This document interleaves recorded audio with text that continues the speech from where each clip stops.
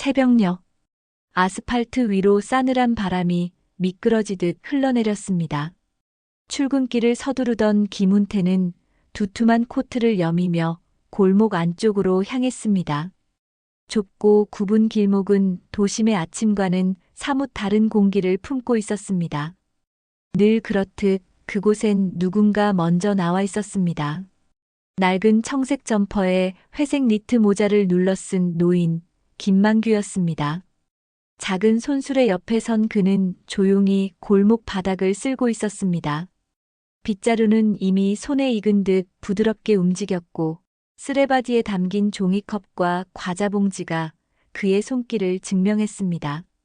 훈태는 멈춰서서 잠시 그를 바라보았습니다. 아침마다 반복되는 광경이지만 이상하리만큼 낯설지 않았습니다. 좋은 아침입니다. 어르신. 훈태의 인사에 노인은 천천히 고개를 들었습니다. 깊은 주름이 인자한 미소로 일그러졌고 빛바랜 눈동자엔 묘한 따뜻함이 어렸습니다. 아이고 자네군. 또 늦었나 보지. 오늘은 바람이 차니 조심하게. 그 말에 훈태는 어색하게 웃었습니다. 대답을 하려다 말고 다시 발걸음을 옮겼죠. 골목 끝으로 향하는 동안 문득 뒤를 돌아보았습니다. 노인은 여전히 조용히 빗자루를 움직이고 있었습니다. 그렇게 소리 없이 하루가 시작되었습니다. 그날은 평소보다 일이 길어졌습니다. 마감 업무에 붙잡힌 훈태는 야근을 마치고 어두운 밤거리를 홀로 걸었습니다. 평소엔 아무렇지 않게 지나치던 골목이 그날따라 낯설고 을씨년스러웠습니다. 그 순간이었습니다. 골목 끝에서 불빛이 흔들렸습니다. 젊은 남자들 몇 명이 벽에 기대 담배를 피우고 있었습니다. 가까이 다가가자 험상궂은 눈빛들이 훈태를 향해 쏟아졌습니다. 야, 담배값 좀 내놔봐라. 이 동네 사람이면 인사 좀 하자, 허. 훈태는 움찔하며 걸음을 멈췄습니다. 그들 눈빛엔 장난이 없었습니다. 주머니에서 지갑을 꺼낼까 망설이던 찰나 갑자기 날카로운 비명이 골목에 울렸습니다. 악! 한 남자가 허공에서 힘없이 날아가듯 쓰러졌습니다. 남은 이들이 놀라며 뒤를 돌아봤습니다. 그 자리엔 김만규 할아버지가 서 있었습니다. 두 번째, 또 하나가 비명을 지르며 뒤로 나가떨어졌습니다. 훈태는 눈을 의심했습니다. 자신이 매일 인사하던 다정하고 조용한 노인이었습니다. 그러나 지금 그 모습은 전혀 달랐습니다. 허리를 굽히지도 않고 곧게 선 채 단단한 팔로 상대를 제압하고 있었습니다. 노인의 발놀림은 기민했고 동작에는 일말의 주저함도 없었습니다. 잠시 후 남은 불량배들은 겁에 질려 도망쳤습니다. 골목엔 다시 정적이 찾아왔습니다. 괜찮나, 자네? 김만규가 훈태에게 다가오며 물었습니다. 훈태는 아직 숨을 제대로 돌리지 못한 채 그를 바라보았습니다. 어르신, 괜찮으세요? 아니, 어떻게 된 거죠? 노인은 여전히 인자한 웃음을 지었습니다. 별일 아니네. 자네도 얼른 들어가 쉬게. 밤 공기 차네. 말을 마친 그는 조용히 돌아섰습니다. 훈태는 그대로 서 있었습니다.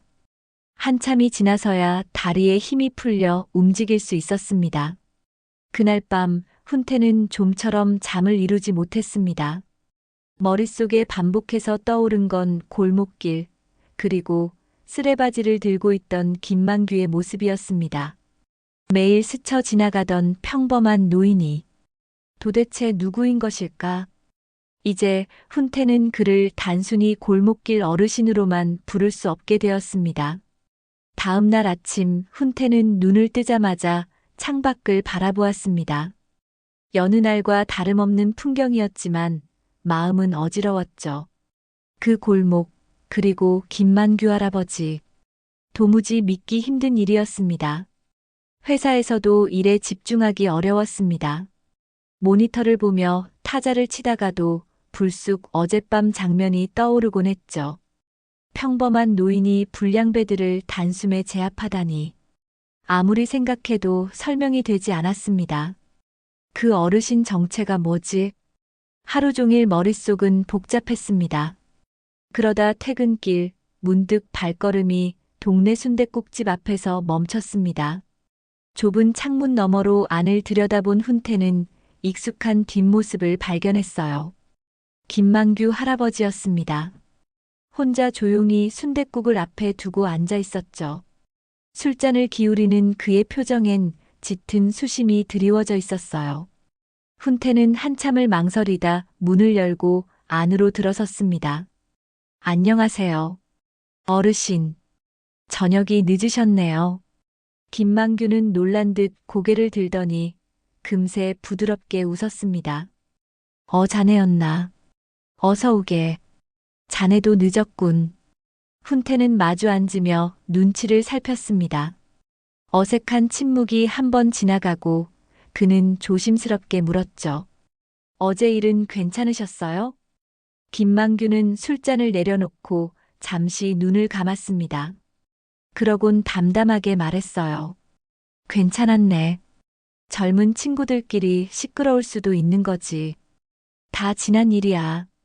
그 말에 훈태는 더 이상 묻지 않았습니다. 대신 잔을 하나 달라고 하여 어르신과 술잔을 나누었죠. 따끈한 순댓국에 소주 한 잔이 더해지자 두 사람의 마음도 조금씩 녹기 시작했습니다. 자네는 아버지 언제 돌아가셨나?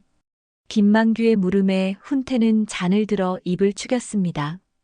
오래전 얘기라며 웃어 보였지만 금세 눈가가 붉어졌습니다. 제가 초등학생 때요. 아버지 사진은 있지만 기억은 잘 안 나요. 그냥 없는 사람처럼 자랐죠. 그 말에 김만규는 말없이 고개를 끄덕였습니다. 그의 손이 살짝 떨리는 걸 훈태는 눈치챘어요. 그렇게 두 사람은 오래전 잃어버린 것들에 대해 말없이 잔을 주고받았습니다. 허전한 마음, 지워지지 않는 그리움, 그리고 설명할 수 없는 연결감. 그날 밤은 그렇게 흘러갔습니다. 어르신, 어제 일도 감사하고 해서 제가 저녁을 사겠습니다. 아니, 그러지 말게. 연신 거절하셨으나 훈태는 계산대로 걸어갔습니다. 계산을 하려던 훈태가 지갑을 열자 김만규의 얼굴이 순간 굳어졌습니다. 그의 시선은 지갑 속 가족 사진을 향하고 있었죠. 가게를 나서던 김만규는 조용히 입을 열었습니다. 혹시 어머니 함자가 어떻게 되시는지 물어봐도 되겠나? 훈태는 의아한 얼굴로 대답했어요. 저희 어머니요? 박금자 레자 쓰세요. 왜 그러시죠? 그 말을 들은 김만규의 눈동자가 흔들렸습니다. 손에 든 지팡이를 움켜쥔 채 그는 겨우 입을 열었어요. 금내라고 했나? 어르신, 왜 그러세요? 어디 편찮으세요? 아냐, 괜찮네, 미안하네. 그는 떨리는 손으로 훈태의 등을 조용히 어루만졌습니다. 그러곤 벤치 쪽을 가리키며 잠시만 앉자고 말했죠. 훈태는 아무 말 없이 그를 따라 공원 벤치에 앉았습니다. 차가운 바람이 불어왔지만 두 사람은 꼼짝도 하지 않았습니다. 김만규는 품 안을 뒤적이며 오래된 흑백 사진 한 장을 꺼냈습니다. 훈태는 그 사진을 보자마자 숨이 멎을 뻔했어요. 거기엔 젊은 시절의 어머니와 젊은 남자의 결혼 사진이 있었죠. 바로 앨범에서 봤던 아버지였습니다. 훈태의 손이 사진 위에서 멈춰 섰습니다. 말문이 막힌 채 그를 바라보았습니다. 김만규의 목소리는 낮고 조용했습니다. 아까 자네 지갑에서 가족 사진을 봤다네. 오래됐지만 금네 얼굴은 절대 잊을 수 없었어. 훈태는 멍하니 사진을 들여다보다 고개를 들었습니다. 이게 어떻게 된 거예요? 김만규는 한참을 말없이 앉아 있었어요. 입술을 다문 채 바람 소리만 듣고 있다가 마침내 입을 열었습니다. 나는 자네 아버지일지도 모른다네. 그 한마디에 훈태는 눈을 크게 떴습니다. 심장이 쿵 하고 내려앉는 듯 했죠. 아버지라고요? 그게 무슨 말씀이세요? 김만규는 천천히 고개를 끄덕였어요. 숨을 한번 길게 들이쉬고 지난 세월을 꺼내기 시작했습니다. 나는 1975년 23살에 군에 입대했네. 특수부대에 자원했다가 비밀리에 선발됐지. 거긴 그냥 부대가 아니었어. 북으로 파견될 공작원을 양성하는 훈련소였지. 그는 말을 잇기 힘든 듯 눈을 감았습니다. 손끝이 떨리고 있었어요. 제대하면 집도 주고 억대 연봉도 준다더군. 젊은 나는 그 약속을 믿고 따라갔지. 하지만 그곳은 지옥이었네. 하루에도 수십 번 죽을 고비를 넘겼지. 고문, 고산훈련, 잠 안 재우고 물속에 넣고 벌레 먹고 인간 취급도 못 받았어. 훈련이 끝나면 가족을 만날 수 있다고 하루하루 그렇게 버텼지. 그런데 그 약속은 거짓이었네. 끝은 없었고 현실은 계속 감시와 통제뿐이었어. 훈태는 숨을 삼켰습니다. 그가 전해주는 과거가 너무 생생해서 무섭고도 먹먹했어요. 그래서 타령했네. 도저히 더는 못 견디겠더군. 죽을 각오로 산을 넘고 국경을 넘어서 결국 신분을 숨기고 해외로 나갔지. 당장 가족에게 달려가고 싶었지만 탈영자 신분으로는 그럴 수 없었어. 그곳에서 뭐든 했네. 건설일, 배달, 노점, 자재 유통 살기 위해, 그리고 언젠가는 가족을 찾기 위해.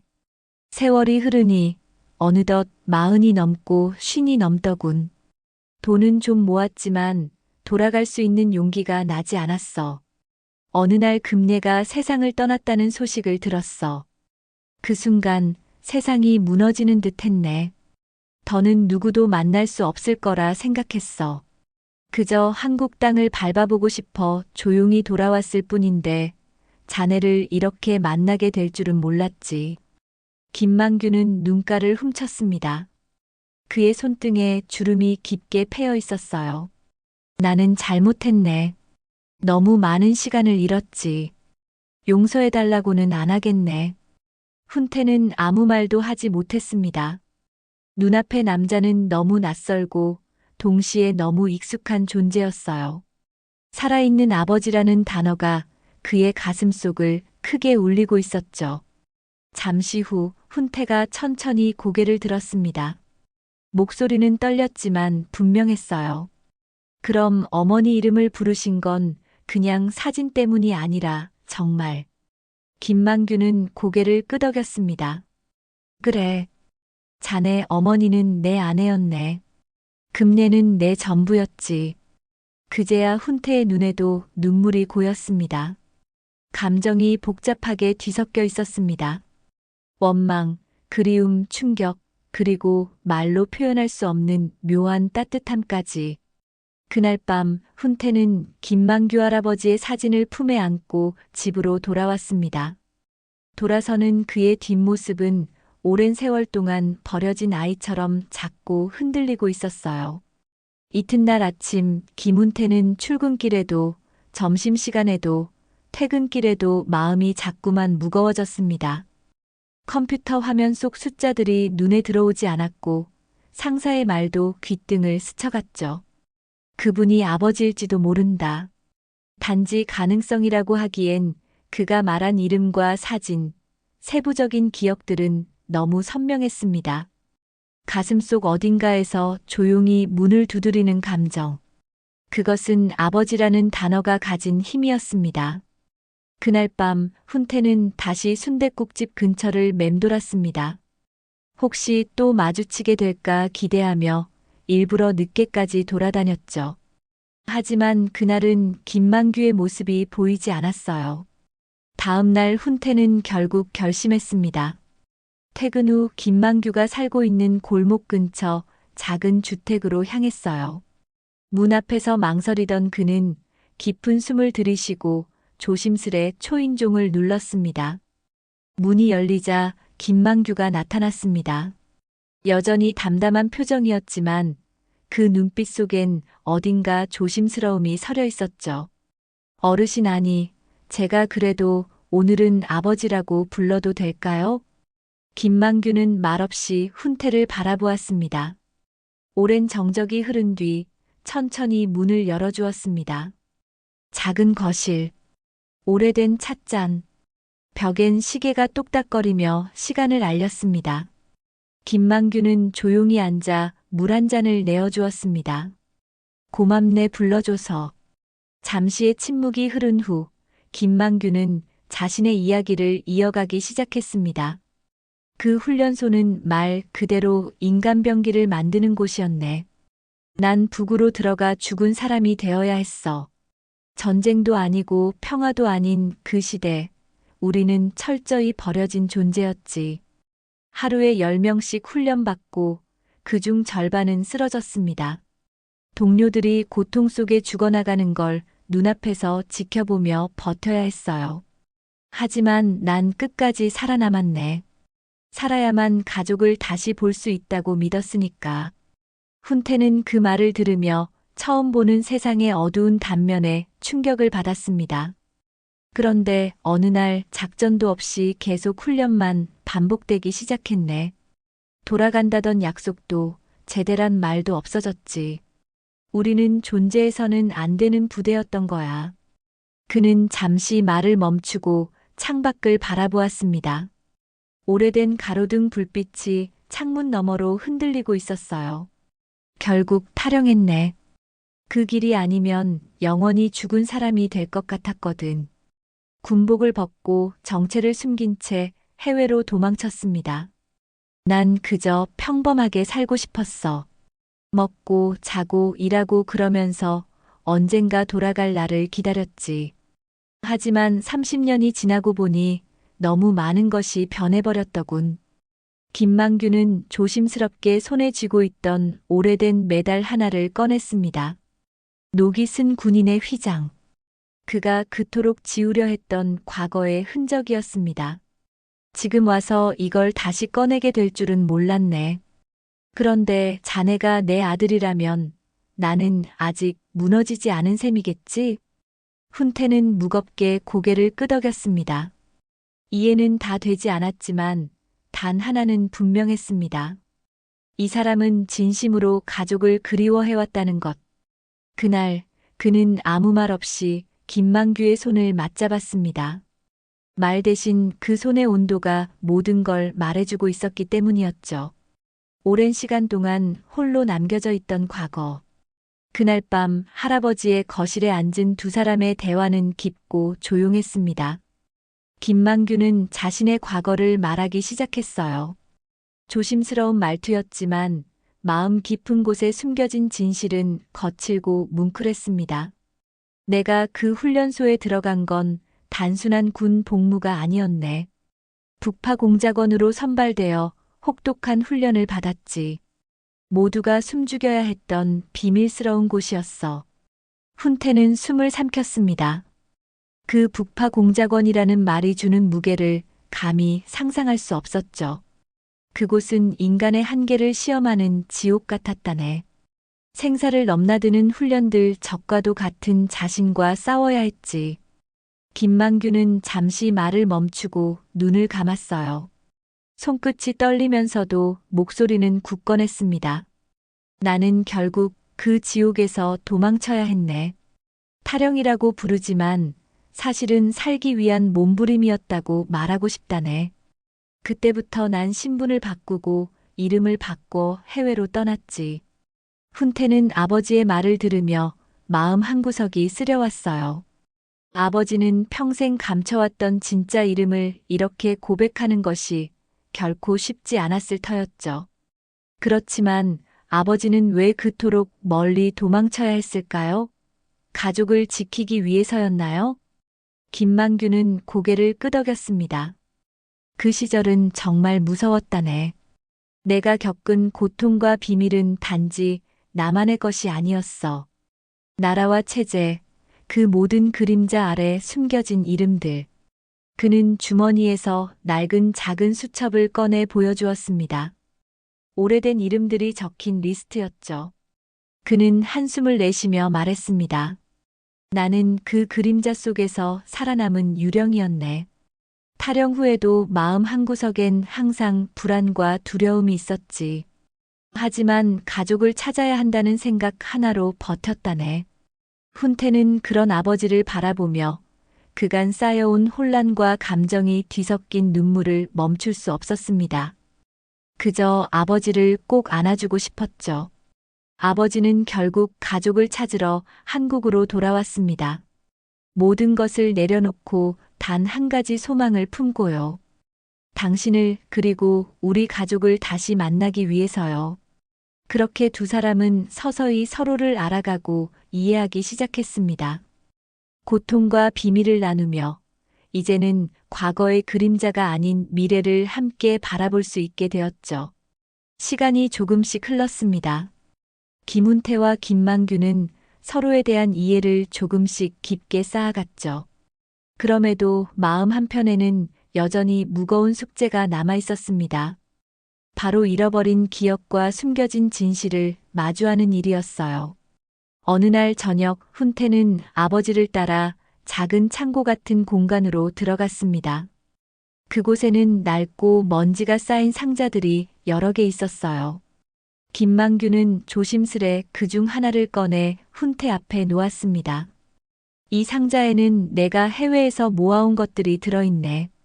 사진, 편지, 서류 내가 숨겨왔던 과거의 조각들이지. 훈태는 조심스럽게 상자를 열었습니다. 오래된 흑백 사진들, 반쯤 찢어진 편지들, 이름 모를 사람들의 명단과 신분증 같은 것들이 빼곡히 들어있었죠. 이건 모두 어떻게 된 일인가요? 김만규는 고개를 끄덕이며 설명했습니다. 해외에 있을 때 나는 가족을 찾기 위해 끊임없이 발품을 팔았네. 하지만 항상 문은 닫혀 있었지. 탈영병이라는 낙인이 나를 따라다녔으니까. 사진은 내가 옛 친구들과 찍은 것이고 편지는 가족에게 보내려고 했던 것들일세. 대부분 답장을 받지 못했지만 그 희망만은 놓지 않았지. 훈태는 한 장의 편지를 집어들었습니다. 글씨체가 힘겹고 떨렸지만 그 안에 담긴 간절함이 그대로 느껴졌어요. 아버지, 그동안 얼마나 외로우셨을까? 얼마나 힘들게 사셨을까? 김만규는 멀리서 들려오는 골목길 소리를 들으며 잠시 눈을 감았습니다. 그래도 난 포기하지 않았네. 가족을 다시 찾는다는 희망 하나로 버텼다. 그런데 자네가 여기 있으니 모든 게 조금은 덜 두렵네. 훈태는 그런 아버지를 바라보며 마음이 뭉클해졌습니다. 그리고 자신도 모르게 한 가지 질문을 꺼냈죠. 아버지, 그때 탈영하셨을 때 정말 후회하지 않으셨나요? 김만규는 잠시 뜸을 들이다가 답했습니다. 후회 그건 아니네. 그 선택이 내 삶을 구했으니까. 다만 그 길이 가족에게 어떤 상처를 줬을지 두렵고 미안했지. 훈태는 고개를 끄덕이며 손을 꼭 잡았습니다. 아버지, 저도 이제 알겠어요. 우리 가족은 상처투성이지만 그래도 함께라면 다시 시작할 수 있다고요. 그날 밤 두 사람은 그 상자 안의 기억들을 하나씩 꺼내어 마주했습니다. 과거의 그림자가 짙게 드리웠지만 그 속에서 피어난 희망의 불씨를 함께 보았어요. 따스한 봄바람이 불어오던 어느 주말 오후 김훈태는 작은 손을 꼭 잡고 동네 골목을 걸었습니다. 왼손에는 딸아이의 손, 오른손엔 아내가 살며시 팔짱을 끼고 있었죠. 골목 입구 먼지를 털어내며 빗자루질을 하던 김만규는 세 사람을 바라보다가 멈춰 섰습니다. 아버지, 오늘 식사 같이 하시죠. 우리 가족 인사드리려고요. 김만규는 순간 말을 잇지 못했습니다. 눈가가 젖어드는 걸 들키지 않으려 모자를 깊이 눌렀었습니다. 훈태의 아내는 고개를 숙이며 인사했습니다. 안녕하세요. 처음 뵙겠습니다. 훈태한테 늘 얘기 많이 들었어요. 그리고 옆에서 작고 낯선 손이 살며시 김만규의 손을 잡았습니다. 훈태의 딸이 조심스레 말했다죠. 할아버지 맞으시죠? 안녕하세요. 그 짧은 인사에 김만규는 주저앉을 뻔했습니다. 무너질 듯한 감정을 간신히 눌렀죠. 그저 딸아이의 손을 꼭 잡고 오래도록 바라볼 뿐이었습니다. 네, 고맙습니다. 이렇게 와줘서 정말 고맙습니다. 작은 집 식탁 위에 저녁상이 차려졌고 네 사람은 서로를 조심스럽게 바라보며 식사를 시작했어요. 김만규는 묵묵히 숟가락을 들다 딸아이에게 물었죠. 우리 아가는 뭐 좋아하나? 순댓국이요. 아빠가 할아버지랑 같이 먹었다고 했어요. 그래서 저도 좋아해요. 그 말에 모두가 웃었고 작은 식탁에는 따뜻한 온기가 감돌았습니다. 조심스러운 마음들이 조금씩 문을 열고 서로를 향해 다가가고 있었죠. 며칠 후 김만규는 아들 김훈태를 불렀습니다. 이번에는 조용한 목소리로 진지한 이야기를 꺼냈어요. 아들아, 내가 많은 생각을 해봤는데 말이다. 김훈태는 아무 말 없이 만규를 바라봤습니다. 말보다 눈빛이 더 많은 걸 말해주고 있었죠. 내 회사에서 같이 일해보는 건 어떻겠니? 내가 일군 회사에서 함께 일해준다면 큰 힘이 될 것 같구나. 그 말에 김훈태는 고민 끝에 천천히 고개를 끄덕였습니다. 오래전 할아버지가 피땀 흘려 세운 작은 가게에서 시작된 사업은 이제는 중소규모 유통업체로 자라 있었죠. 그는 언제부턴가 직원들에게 운영을 맡긴 채 한 발 물러나 있었지만 마음은 늘 일터에 있었어요. 좋아요. 아버지가 원하신다면 최선을 다해 해볼게요. 며칠 후 김훈태는 정장을 차려입고 회사를 방문했습니다. 직원들은 놀라워했지만 곧 이해했죠. 그는 사장님 아들이 아닌 누구보다 따뜻한 동료이자 진심을 가진 리더였어요. 회사 일과 가정이 균형을 이루는 삶. 퇴근 후엔 딸아이와 손잡고 집으로 돌아오고 주말이면 아버지와 함께 장을 보고 골목길을 쓸기도 했습니다. 가족이란 단어가 이제는 그들에겐 일상이 되었죠. 어느 날 훈태는 아버지와 함께 지하 창고에 내려갔습니다. 가게의 처음이 시작된 장소. 벽에는 오래된 간판이 걸려 있었고 먼지가 쌓인 장부책도 남아 있었어요. 아버지, 여기서부터였죠? 그래. 이 작은 창고에서 리어카 하나로 시작했지. 30년 동안 난 살아남았고, 이젠 내가 그 다음을 이어주는구나. 두 사람은 오래도록 그 자리에 서 있었습니다. 단단한 뿌리가 느껴지는 순간, 그렇게 그들은 서로를 지켜주며 새로운 시작을 함께 써내려가고 있었죠. 아침 햇살이 골목길을 부드럽게 감싸고 있었습니다. 좁은 길가에는 새로 심은 화분들이 가지런히 놓여 있었고 벽면엔 아이들의 그림이 그려져 있었어요. 김만규는 익숙한 듯 빗자루를 들고 조용히 골목을 쓸고 있었습니다. 어르신, 좋은 아침입니다. 지나는 이웃이 인사하자 김만규는 인자한 미소로 고개를 끄덕였습니다. 매일 아침 골목길을 청소하며 시작하는 하루. 예전엔 단순한 습관이었지만 이젠 마음을 다스리는 중요한 의식처럼 여겨졌죠. 그 길 끝, 건물 2층에 위치한 사무실 불이 켜졌습니다. 김훈태가 출근한 것이었어요. 이전에 회사를 정리하고 아버지의 가게를 이어받은 지도 벌써 몇 달. 그는 이제 대표이사라는 명함을 가졌지만 직원들과 함께 짐을 나르고 밥을 먹는 소탈한 리더였습니다. 아버지는 종종 아들에게 말하곤 했죠. 사람은 말이야, 위에서 끌고 가는 게 아니라 옆에서 같이 걸어줘야 해. 훈태는 그 말을 잊지 않았습니다. 회사는 점점 사람 냄새 나는 공간이 되었고 직원들 역시 그 따뜻함을 느끼고 있었어요. 그날은 가족이 모두 모이는 저녁이었습니다. 아버지 집 식탁엔 훈태의 아내가 준비한 잡채와 갈비찜 그리고 손녀가 직접 만든 주먹밥이 놓였습니다. 세 사람은 테이블을 두드리며 박수를 쳤죠. 우와, 우리 아가가 이걸 다 만들었어요? 엄마가 조금 도와줬어요. 근데 할아버지 거는 제가 제일 많이 정성 들였어요. 김만규는 손녀의 주먹밥을 집어들며 흐뭇하게 웃었습니다. 그가 젓가락을 들자 훈태는 조용히 말했다죠. 아버지, 예전엔 매일 밤 궁금했어요. 어쩌다 우리 가족은 이렇게 멀어졌을까? 근데 지금 생각하면 다시 이렇게 만날 운명이었던 것 같아요. 김만규는 잠시 말을 멈췄다가 천천히 고개를 끄덕였습니다. 그게 말이지 결국 가족은 말 안 해도 닿는 뭔가가 있는 것 같네. 마음은 돌고 돌아도 결국 돌아오더군. 이렇게 말이야. 식사가 끝나고 넷은 함께 골목길을 걸었습니다. 해가 지고 노을이 번지는 골목. 옛날 같으면 을씨년스러웠을 그 길이 이제는 누구보다 따뜻한 길이 되었죠. 아버지, 골목 쓸 때 제가 도와드릴까요? 아니야.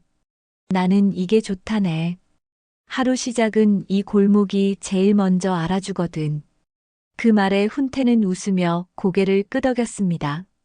아이는 김만규의 손을 잡고 천천히 걷다가 말했습니다. 할아버지, 내일도 여기 있을 거죠? 그럼. 나는 매일 여기 있지. 언제든 돌아와도 되지. 그 말 한마디에 골목길은 또다시 조용히 숨을 쉬기 시작했습니다. 한때 그림자에 숨겨졌던 이름, 잊혔던 시간, 흩어졌던 가족. 모든 것이 다시 이어지고 그들은 하루를 함께 살아가고 있었습니다. 김만규는 여전히 골목을 쓸고 있었고 김훈태는 그가 남긴 회사와 신념을 이어가며 새로운 길을 닦아가고 있었어요. 그들이 함께하는 이 소박한 일상이야말로 오랜 기다림 끝에 얻은 가장 큰 기적이었습니다. 그렇게 그 골목 끝에서 다시 만난 하루가 시작되고 있었습니다. 오늘 이야기 잘 들으셨다면 구독과 좋아요 부탁드려요. 이야기를 만드는데 큰 힘이 됩니다.